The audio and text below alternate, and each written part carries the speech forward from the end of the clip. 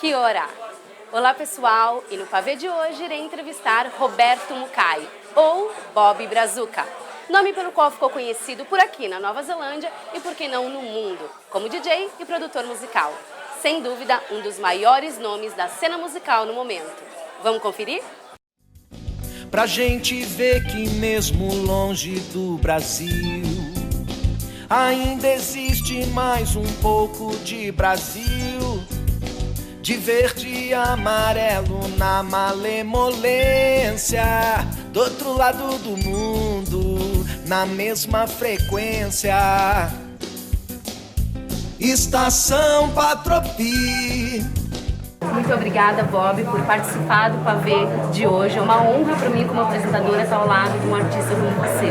Muito obrigada mesmo. Obrigado por ter me recebido. Nada melhor do que começar uma entrevista com um DJ, produtor musical, falando sobre música. Então, assim, como que a música surgiu na sua vida? Quais as influências que vieram para você se tornar um DJ que você é hoje? Na verdade, meu pai, né, ele ouvia muito samba quando eu era mais novo. Eu cresci também em volta eu tenho um primo que tocava cavaquinho, e eu cresci muito ouvindo samba, assim, lá no Rio de Janeiro. Minha família é do Rio, né? Sou de São Paulo. E a gente tinha os discos, minha mãe tinha os discos da Elis Regina também. Eu sempre gostei muito de música, assim. E daí eu também sempre sabia do que estava acontecendo, porque eu sempre fui muito extrovertido, assim, né, desde pequeno. E daí sempre ia nas festas e tal, e daí eu fui sempre ouvindo muita música, né. Mas essa relação com o samba foi o que me fez sempre gostar muito da música brasileira, assim. Quando eu era novo, lá no meu bairro, em São Paulo, a gente tinha tipo um grupo de breakdance, assim, que era meio wannabe, assim, né. A gente não era nada pro, nada. E a gente treinava passinho na rua, lá no bairro, na garagem, e depois ia nas matinês lá que tinha lá na Crypto, que era um bar, uma danceteria lá em São Paulo, no domingo. E daí a gente praticava, mostrava tudo ali que a gente treinava, né? E daí foi assim que eu fui ganhando muita coisa com hip hop, que eu sempre gostei muito de hip hop. E daí eu fui DJ, né, nessa época, comecei a comprar uns discos, brinquei ali e tal, mas aquele negócio de teenager, assim, né, de adolescente, 13 anos, eu pegava ali, era DJ, esse ano eu fui DJ, ano que vem eu já era surfista, entendeu? Tipo, agora eu gosto de... E você vai trocando, né, Aí esqueci um pouco, deixei de lado, né, o sonho ali. E quando eu voltei pra cá na Nova Zelândia, eu vim pra cá a primeira vez em 97, né? Fiz intercâmbio e daí eu já conheci um grupo forte de amigos que gostavam muito de música. E daí que me fez ficar ligado bastante à música. Aí depois voltei pra cá e daí eu comecei a trabalhar num café. E daí quando fiz intercâmbio em 97 e voltei pra cá, eu fiz um ano de intercâmbio, high school. Conheci esse grupo bastante forte de amigos. E voltei pra cá no final de 99, 2000. E lá comecei a trabalhar num café que era o pico, o lugar do momento, assim. O dono era brasileiro e andava gente, tipo Anthony Kiedis do Red Hot Chili Peppers, tava lá quando vinha pra Nova Zelândia. Todos os músicos, artistas, pessoas ligadas ao cinema, todos iam lá, assim, nesse café. Era na Ponsonby. E eu trabalhava lá. E aí eu já fui conquistando tudo, ganhando amigo. E aí fui gostando mais da música, assim, fui tocando. Então, pelo jeito, você já veio novo pra cá e se apaixonou tanto pelo país e depois acabou voltando novamente. Então, o porquê da Nova Zelândia? Essa fascinação de vir, voltar e vir de novo? Então, era assim, era pra ir pra Austrália, né, eu queria. Mas aí uma amiga minha tava indo pra Nova Zelândia, daí eu comecei a ler mais sobre a Nova Zelândia e eu já achei muito fascinante, assim, eu falei, pô, que legal, as fotos, tudo, né, aí eu vou também, aí eu fui. E aí eu me encontrei bastante aqui, assim, eu gosto muito das pessoas, gosto muito do jeito que eles são, assim, tipo, tem uma certa ingenuidade sobre o neozelandês, assim, né, tipo, eles são muito puros, assim, né, às vezes, tipo, não é assim, não é ingênuo de bobo, sabe, mas sabe, tipo, eles são mais humanos, assim, sabe, como a gente deveria ser. Acho que o brasileiro tem muita, não tô querendo falar mal do Brasil, mas tem mais uma malandragem, já viveu muito, né? Então aqui é muito, a gente tá assim, bem embaixo do mundo, assim. Eu acho que a gente aqui as coisas são mais como deveriam ser, assim, sabe? Então, aquele sorriso de manhã, alguém te falar bom dia, que você não conhece, alguém que, sabe, só te olhou e...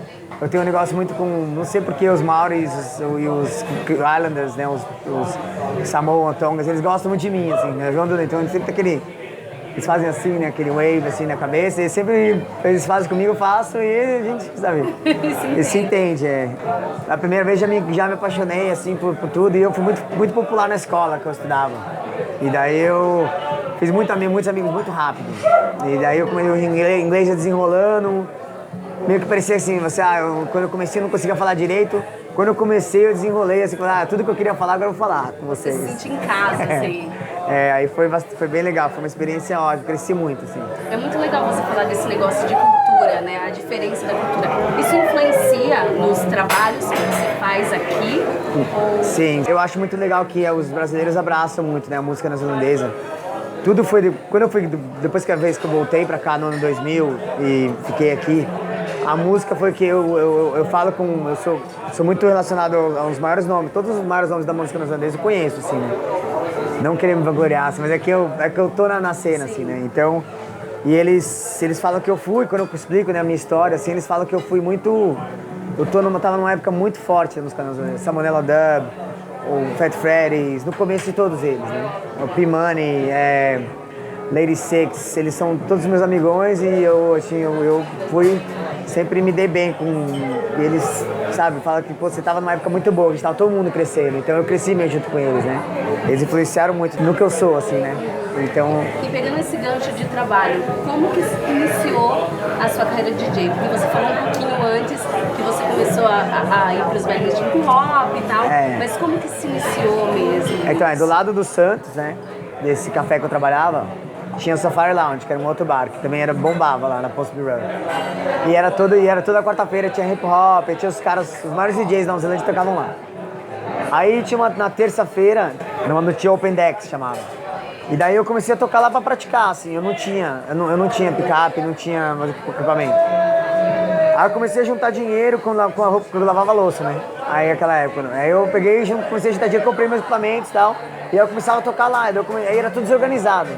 E eu gosto de organizar coisas, assim, né? Eu comecei a organizar tudo lá. Aí veio 2002, 2002 era a Copa do Mundo, do Japão, né? Aí tinha as festas brasileiras, a gente começou a fazer festa brasileira lá. E eu não tinha DJ, só que eu era DJ, assim, eles ficaram, toca aí, eu comecei a tocar. Eu era meio acanhado, assim, de tocar, porque eu não era tão bom, assim. Aí eu fui tocando, aí foi virando, aí eu como já tocava, comecei a fazer as festas, e aí eu comecei a gostar da coisa, aí foi, mas sempre com esse intuito de ligar a música, eu trazia DJ, aí eu comecei a fazer uma festa que era chamada Favela Hi-Fi com um amigo meu, e era banda brasileira, mais com DJs kiwis, que tocavam coisa relacionada à brasileira. Todo mundo gostava de música, um pouco de música brasileira dos meus DJs.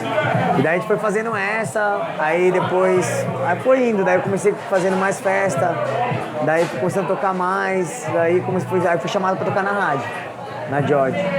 Aí que mudou bastante também, porque daí eu comecei a ter mais, comecei a ser mais conceituado, comecei a ser chamado para tocar em outros lugares e tal. Daí eu ia pro Brasil, daí eu comecei a tocar no Brasil também, aí comecei a conhecer mais os DJs brasileiros. Aí eu trouxe o DJ Nuts, que é um DJ famoso de São Paulo. Aí eu comecei a trazer gente também, assim, que eu queria educar, né? Assim, eu percebi que a rádio era uma coisa que eu podia educar, assim, as pessoas sobre a nossa cultura, né? Eu sempre quis muito isso, assim, eu achei muito legal a força da música é educar as pessoas sobre a nossa cultura e trazer a nossa cultura mais perto dos brasileiros, né? É muito interessante. Um pouco sobre o seu programa na rádio, como é que é, os dias, que tipo de música que toca? É todo domingo, das 6 às 8. Faz 12 anos que eu faço. 12, 13 anos, não lembro agora. Mas eu comecei, era segunda-feira, das 8 às 10, assim. Era horrível o horário. Mas eu queria muito fazer, assim. Então eu tocava lá, aí você recebe mensagem de texto, então você consegue ver aquele feedback. Daí me mudaram das 8 às 10 no domingo.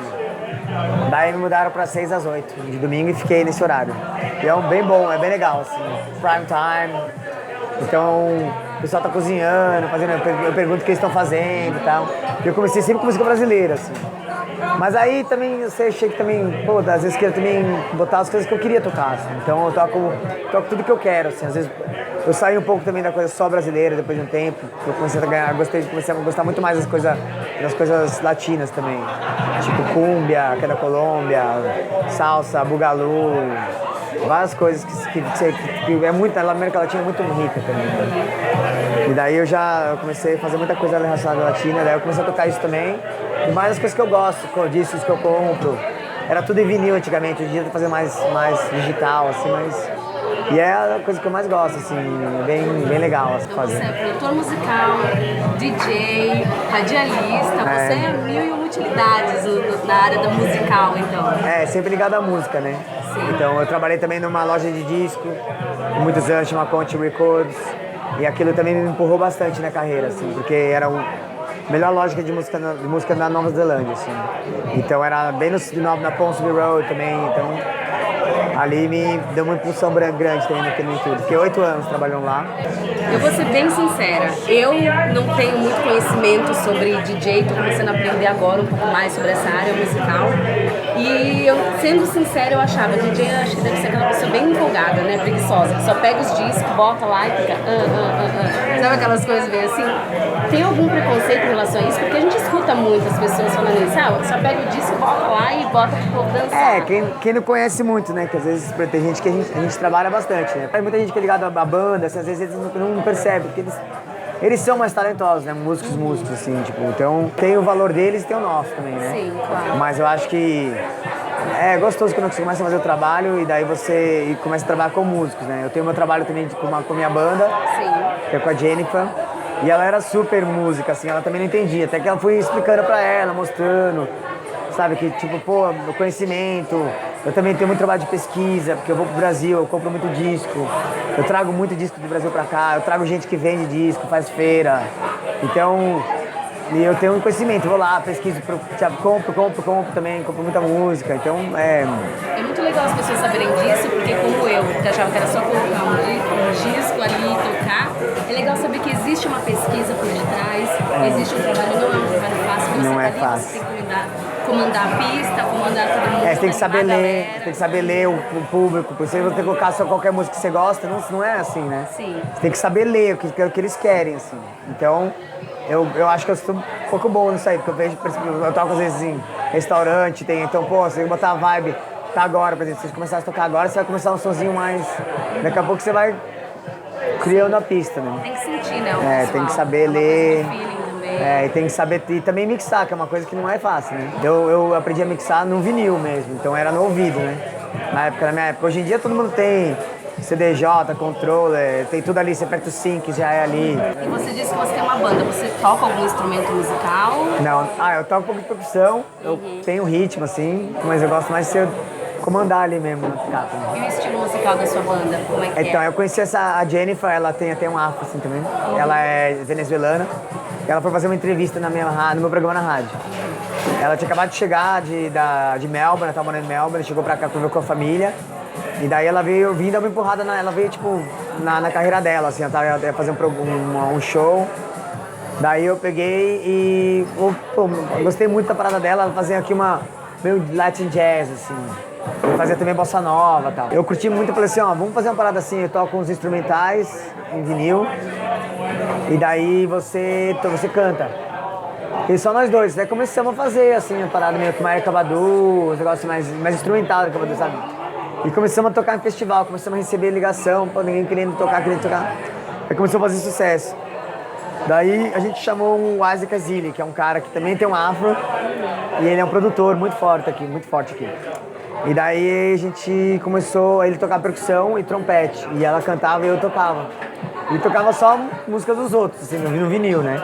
Daí fui mudando para o Serato, que é um software daqui da Nova Zelândia até. E daí eu comecei a tocar.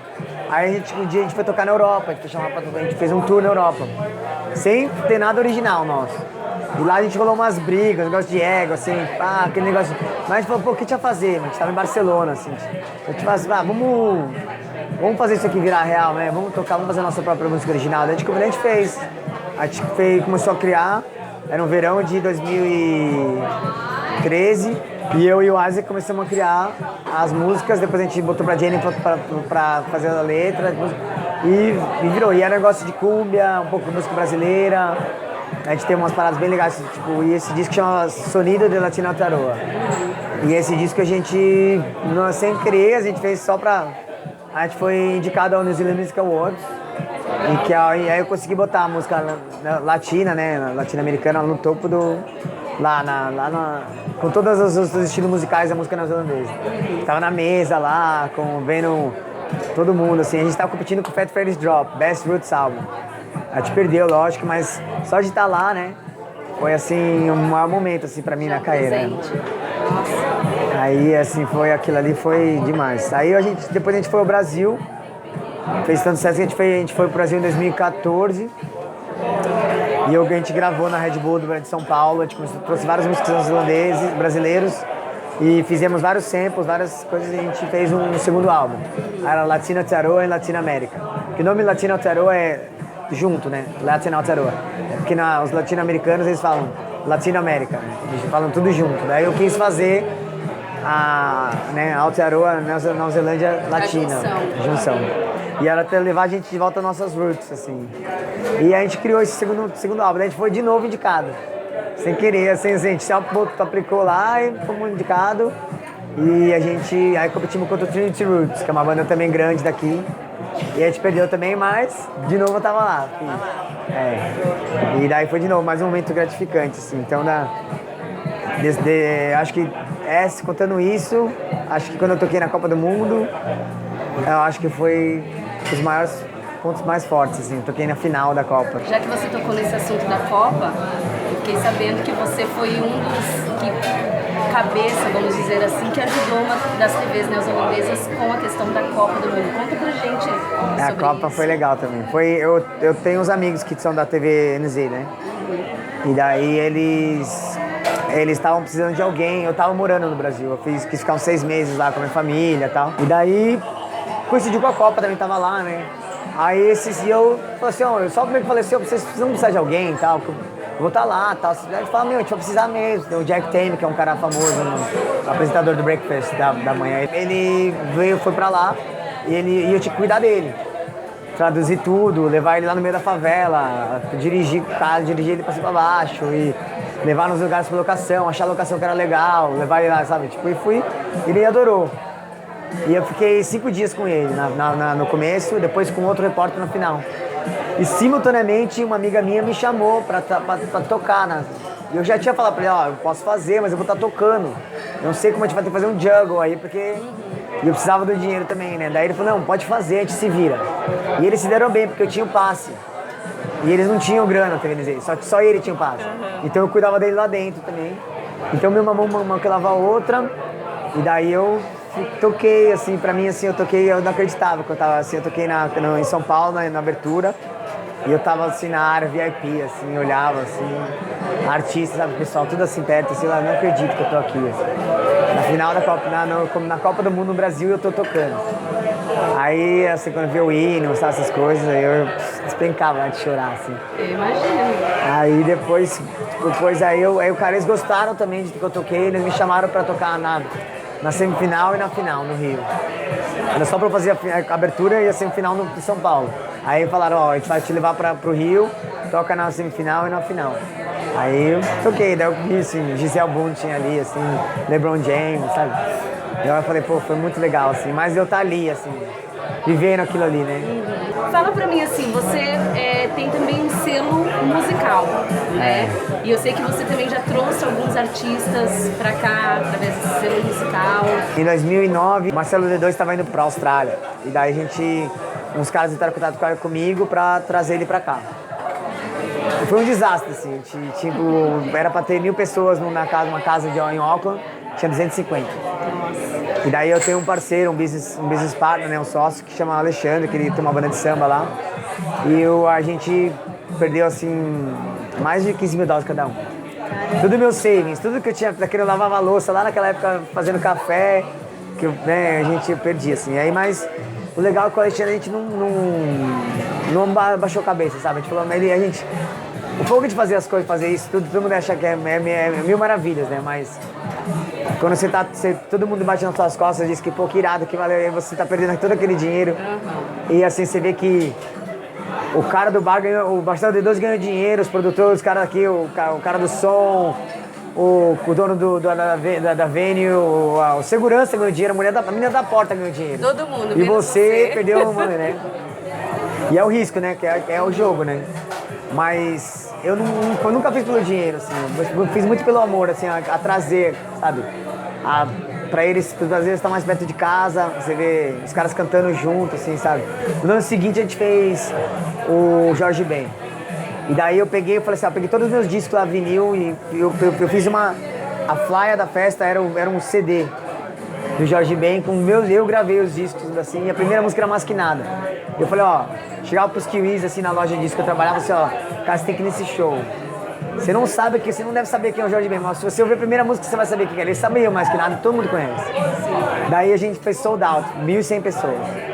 Daí a gente não fez o dinheiro que a gente perdeu, mas eu sempre falo com o Alexandre, a gente investiu na gente aqui da vez, a gente não perdeu, a gente investiu na gente. Sim. E foi. A gente já fez Nat Roots, já fez o Rapa, e a gente sempre trata os caras bem, e eu sempre trago os DJs também, que é um outro projeto que eu tenho mais sozinho, assim, e que eu gosto também, e eles gostam, eles vêm, sabe, a gente faz até leva até a Austrália também. E é gratificante ver os caras vindo pra cá e quando eles vão embora, eles falam, pô, valeu, pô, foi irado, puta aí. E eu apresento pra eles a Nova Zelândia, sabe? Tipo, tô trazendo o Taíra, que é um brother, ele vem pra Queenstown, que ele... Você não acredita nesse lugar, o cara fica assim, abismado com o Queenstown, sabe? Então, é a coisa mais bacana que tem, assim, de ver eles. Aí a gente tá aqui, eles estão tocando, a banda, ou tipo, o Rapa tocando, os caras cantando juntos, sabe? Ou um Kiwi, tipo, olhando assim, acreditando, sabe? Então, e sendo educado sobre a nossa cultura, sobre nós somos da forma que é o que eu sei fazer com a música. Então, pra mim, é o mais gratificante que tem, assim, não tem dinheiro que paga, entendeu? Sim. A gente não ganha nada se faz, sabe? Faz o festival, Brazilian Day, porrada todo dia, mas a gente tá ali e não desiste, que é muito bom. O final é que dá aquele orgulho, né? De falar, caramba, deu certo. E é o meu povo, tipo, e aí tem esse negócio do selo que você tá falando, assim, sempre tem um desafio novo, né? Aí eu vou criando coisa na minha cabeça pra fazer, sei lá, né? Eu acho que, agora eu tenho que levar os neozelandeses pra... Eu já tinha sido chamado pra fazer esse negócio, porque esse cara fala, você tem vários contatos no Brasil, você não quer, tipo, ser o tour manager da banda e tal. Daí eu falei, porra. Aí eu comecei a levar levei a Lady Six, criei esse selo. Eu levei a Lady Six e a minha banda pra lá, pro Rio. E era 2014 também, antes da Olimpíada, antes da Copa e tal. E daí a gente fez um maior sucesso. Daí eu resolvi fazer uma combilei, uma coletânea de música neozelandesa em vinil e lá sendo vendido no Brasil.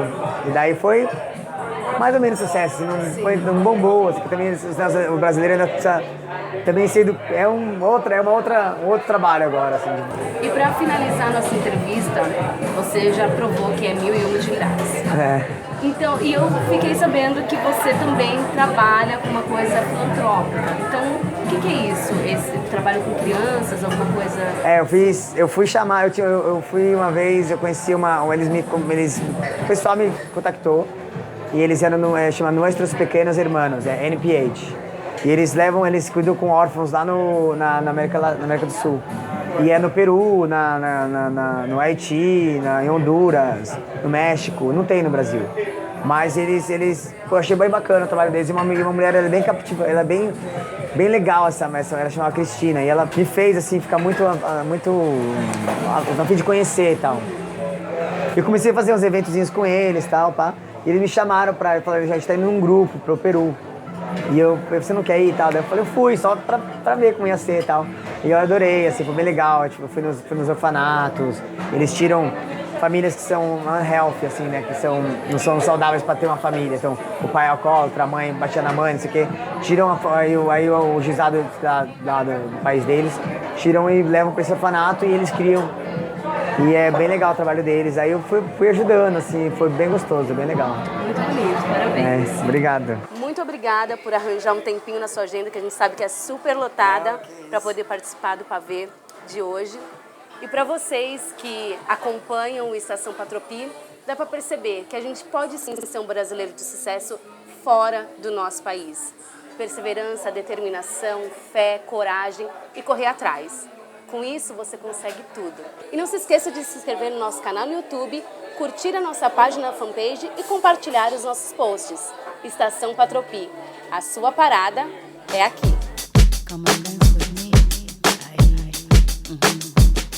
Latina Theodora, alongside Jared Lyon. Hear this.